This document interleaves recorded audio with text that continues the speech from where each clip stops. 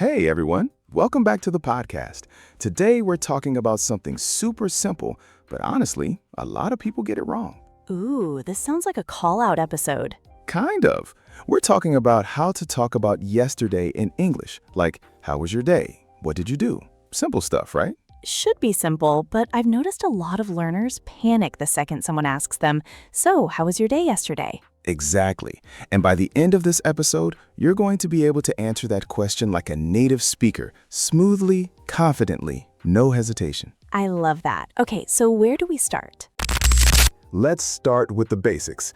When we talk about yesterday, we almost always use the past simple tense. Right, so things like I went, I ate, I worked. Exactly. Not I go, not I am going. We're talking about something finished. It happened, it's done, it's in the past. Okay, so let's actually do this. James, how was your day yesterday? Let's start with the basics. When we talk about yesterday, we almost always use the past simple tense. Right, so things like I went, I ate, I worked. Exactly. Not I go, not I am going. We're talking about something finished. It happened, it's done, it's in the past. Okay, so let's actually do this. James, how was your day yesterday? Oh man, where do I even begin? That bad, huh? Not bad, just a lot. Okay, so yesterday morning, I woke up late, like really late. How late are we talking? I usually wake up at 7. Yesterday, 9:30. Wow, you overslept big time. I did, and that's actually a great expression, to oversleep. It means you slept longer than you planned to. I overslept this morning too, actually. See? Perfect example. I overslept this morning. Past tense, one word, supernatural. So what happened after you woke up late? Well, I jumped out of bed, brushed my teeth in like 10 seconds, and rushed to get ready. Rushed. I love that word. It means you did something really quickly because you didn't have much time. Exactly. I rushed to work. I rushed out the door. It shows urgency. Okay, so you rushed, then what? Then I grabbed a coffee. Well, I tried to. The coffee machine at my place was broken. No, that's basically a national emergency. Right? So I had to stop by a cafe on my way to work. Stop by, another great phrasal verb. It means to visit a place quickly, usually on your way somewhere else. Yes, I stopped by the store. I stopped by my friend's house. Super common in daily conversation. Okay, so you stopped by a cafe. Did you get your coffee? I did, but the line was so long. I ended up waiting almost 15 minutes. Ended up. That's a useful one too. It means something happened in the end, often not what you planned. Exactly. I ended up being late. We ended up watching a movie instead. It shows an unexpected result. This episode is already full of useful expressions, and we're like 5 minutes in. That's the goal. Okay, your turn. How was your day yesterday, Sophie?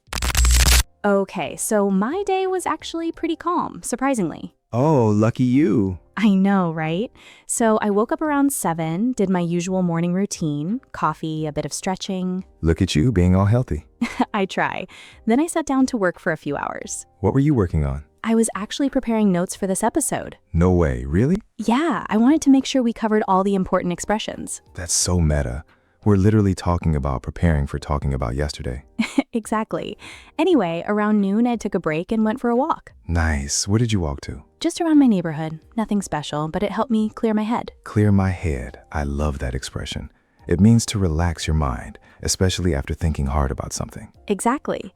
After working for hours, your brain gets tired, so a walk helps you reset. That makes sense. Did anything interesting happen on your walk? Actually, yeah. I ran into an old friend. Oh, wow. Ran into. That's such a common expression. It means to meet someone by accident without planning it. Right, like I ran into my teacher at the supermarket. Total coincidence. Exactly. So we ended up chatting for like 20 minutes. There's ended up again. See, I told you it's useful. Okay, so after your walk, what happened? I went back home, finished some work, and then in the evening I cooked dinner. What did you make? I tried a new recipe actually, pasta with a creamy mushroom sauce. Okay, now I'm hungry. It turned out pretty well, surprisingly. Turned out, another great one. It means how something developed in the end. Right, like the weather turned out nice, or the movie turned out to be really good. So your pasta turned out well? It did, although I almost burned the garlic. Classic cooking mistake. Tell me about it. Okay, your turn again. Let's go back to your day. What happened after the coffee disaster?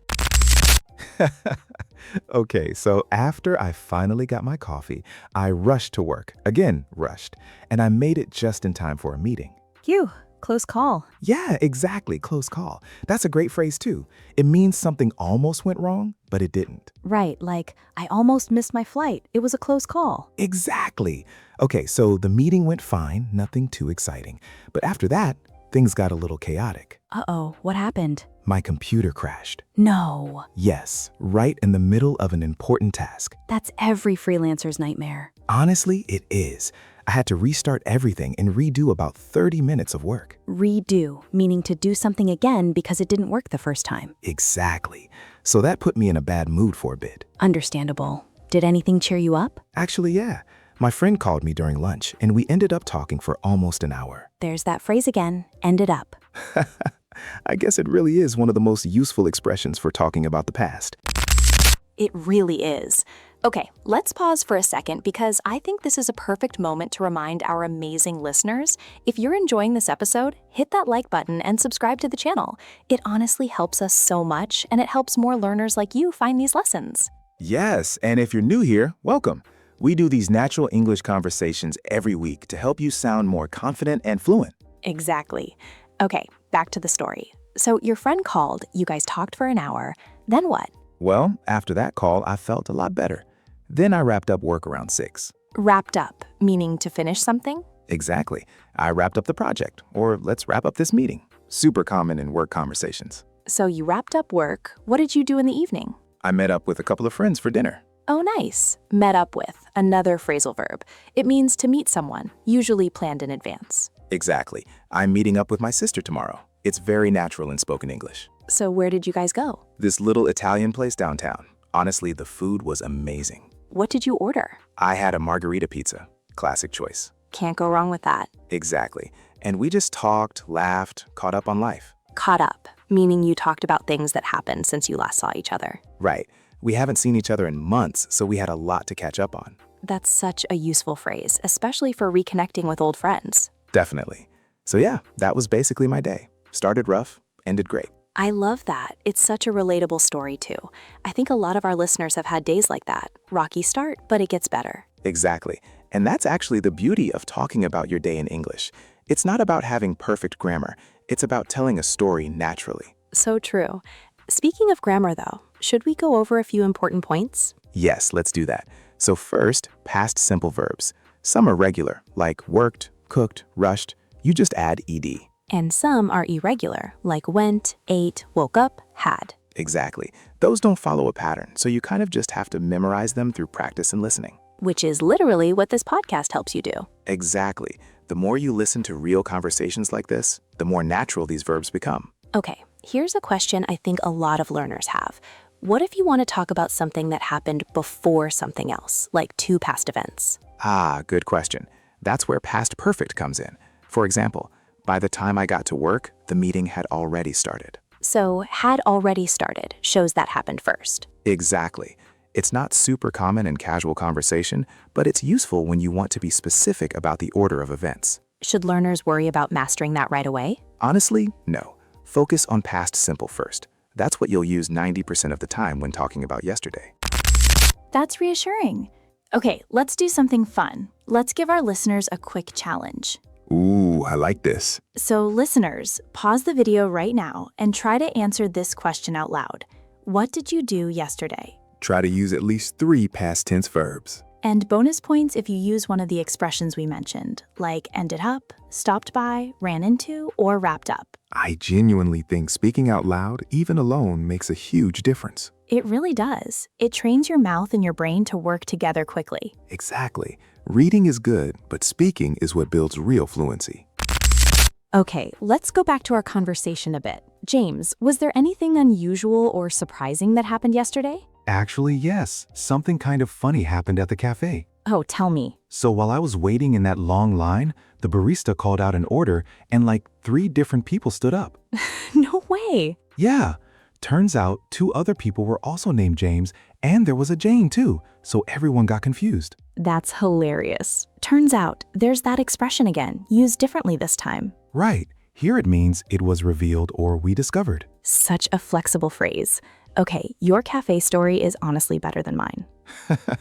Well, what about you? Any funny or surprising moment yesterday? Actually, yes. When I ran into my old friend during my walk, we almost didn't recognize each other. Why not? She had completely changed her hairstyle, like completely different. Oh, that's always a shock. Totally. I literally said, "Wait, is that you?" Classic reaction. It was so funny. We ended up laughing about it for a while. There's ended up again. See, I told you it's everywhere in natural English. It really is. Okay, I want to ask you something. Do you think learners struggle more with vocabulary or grammar when talking about the past? Honestly, I think it's vocabulary.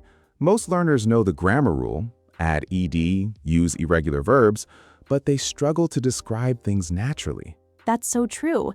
Like, instead of saying I was busy, they could say I had a packed day or it was hectic. Exactly. Hectic is such a great word. It means very busy and full of activity. Yesterday was hectic. I barely had time to breathe. Relatable. Let's give listeners a few more useful expressions for describing their day. Great idea. Okay, first one. It was a rough day. That means a difficult or stressful day. Second, it flew by. That means time passed very quickly. Oh, I love that one. Yesterday flew by. I can't believe it's already evening. Third, I was swamped. That means you had too much work to do. I was swamped with emails yesterday. So useful for work conversations. Fourth, nothing much happened. Simple but very natural when someone asks about a normal, uneventful day. Exactly. Not every day has a story, and that's okay. True. Okay, fifth one, I took it easy, meaning you relaxed, didn't do much. That's the opposite of swamped, basically. Exactly. Okay, should we practice using these together? Let's do it. Sophie, imagine someone asks you, "How was your weekend?" Use one of these expressions. Okay. Honestly, it flew by. I took it easy on Saturday, but Sunday was kind of hectic because I had to prepare for work. That was perfect. Smooth, natural, and you used 3 expressions in one answer. Thank you. Your turn. Okay, my weekend was rough, to be honest. I was swamped with work, but Sunday evening, I finally relaxed. See, this is exactly how native speakers talk. Not robotic, just natural storytelling. Exactly, and that's the real goal. Not memorizing grammar rules, but being able to express your real life naturally. I think a lot of learners focus too much on being correct and forget to just communicate. Totally agree. Mistakes are normal. Even native speakers mix up tenses sometimes when speaking quickly. True, I do it all the time. Same here. Okay, let's continue the story a bit. So after dinner with my friends, what do you think I did? Let me guess. You went home and watched something? Close. I actually went for a short walk before heading home. Heading home. Nice phrase, meaning going home. Exactly. I'm heading home now is something you'll hear constantly in real conversations. So you walked, then went home. What time did you get home? Around 10. Then I just relaxed, watched a bit of a show, and went to bed. What did you watch? Just a random comedy series. Nothing serious, just something to unwind. Unwind, another great word. It means to relax after a stressful day. Exactly. I like to unwind by reading, or I unwound by watching TV. Such a peaceful end to a chaotic day. Right? Rough morning, great evening. Balance. I love that. Okay, I think we've covered a lot today. Should we do a quick review? Yes, let's recap the key expressions. Okay, overslept, meaning you slept longer than planned. Rushed, meaning you did something quickly because of limited time. Stopped by, meaning you visited a place quickly. Ended up, meaning something unexpectedly happened in the end. Ran into, meaning you met someone by accident. Turned out, meaning how something developed in the end. Wrapped up, meaning finished something. Met up with, meaning planned to meet someone. Caught up, meaning talked about recent life updates. And finally, hectic, swamped, took it easy, flew by, and unwind. That's such a great list. If you write these down and try using them today, you'll improve so much faster. Definitely. Repetition is key. Use them in real sentences, not just memorize them. Exactly. Okay, before we finish, let's ask our listeners something. Yes, so here's our question for you.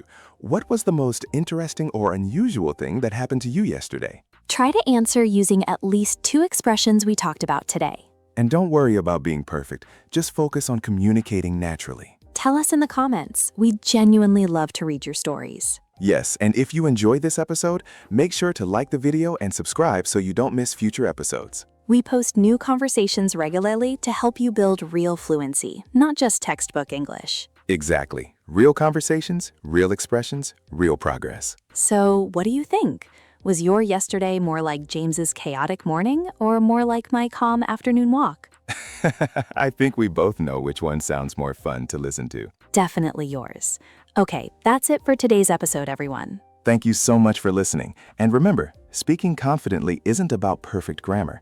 It's about expressing yourself naturally. Practice a little every day and you'll see real progress. See you in the next episode. Bye, everyone.